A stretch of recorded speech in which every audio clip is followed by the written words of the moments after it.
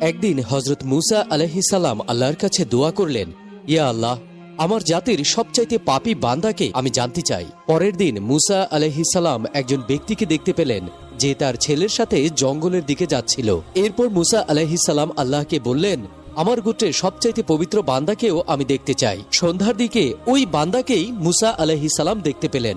হযরত মূসা আলাইহিস সালাম অবাক হয়ে গেলেন, এটা কি? আল্লাহ বলেন, ওই লোকের ছেলে প্রশ্ন করেছিল তার বাবাকে, বাবা, জঙ্গলের চেয়ে বড় কি? ওই লোকটি উত্তর দিল, পাহাড়। তারপর জিজ্ঞাসা করলো, পাহাড়ের চাইতে বড় কি?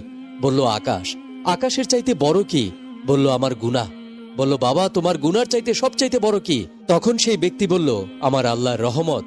এই মূসা, এই পাপী বান্দা যেভাবে আমার কাছে ফরিয়াদ করেছে, তাতে তার সমস্ত পাপ আমি মুক্ত করে দিয়ে তোমার গোত্রের সবচাইতে পবিত্র ব্যক্তি হিসাবে চিহ্নিত করেছি।